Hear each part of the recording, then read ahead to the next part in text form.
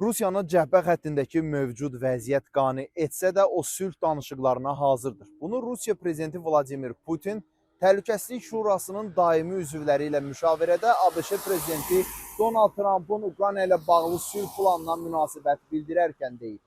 Onun sözlərinə görə Trumpın Ukraynada nizamlanma ilə bağlı sülh planı Ankoridəki görüşdən əvvəl də müzakirə olunub. Putin Alyaskadakı danışıqlar zamanı Rusiyanın bütün çətinliklərə baxmayaraq Amerikanın təklifləri ilə razılaşdığını söyləyib.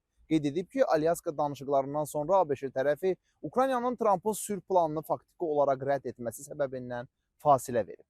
Rusiya prezidenti bundan sonra 28 maddəlik planın yeni versiyasının dərc edildiyini və Moskvanın sənədin mətnini ABŞ administrasiyası ilə əlaqə kanalları vasitəsilə aldığını vurğulayıb.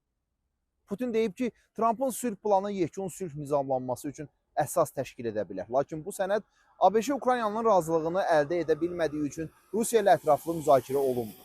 Putin vurğulayıb ki, Ukrayna və onun Avropalı müttəfiqləri hələ də xəyalpərəstdirlər və döyüş meydanında Rusiyaya strateji məğlubiyyət vermək arzusundadırlar. Onun sözlərinə görə bu mövqe çox güman ki, cəbhədəki real vəziyyət haqqında obyektiv məlumatın olmaması ilə bağlıdır. Rusiya prezidenti qeyd edib ki, əgər Kiyev Trumpın təkliflərini müzakirə etməkdən imtina edərsə, həm Ukrayna, həm də Avropalı müharibə qızışdırıcıları Kupyansdakı hadisələrin qaçılmaz olaraq cəbhənin digər hissələrində təkrarlanacağını başa düşməlidirlər.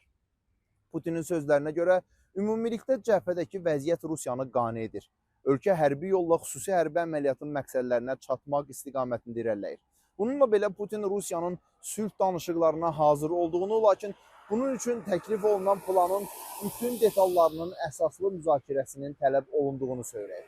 Rusiyalı ekspertlər Putinin dünənki müşavirədə Trumpın təkliflərinin Rusiya-Amerika əlaqələrinin ümumi istiqaməti ilə uyğun olduğunu təsdiqlədiyi fikrindədirlər. Ekspertlər bildirirlər ki, Putin Moskvanın indiki mərhələdə sülh planının bəndləri ilə bağlı heç bir tədbir görməsinə ehtiyac duymur.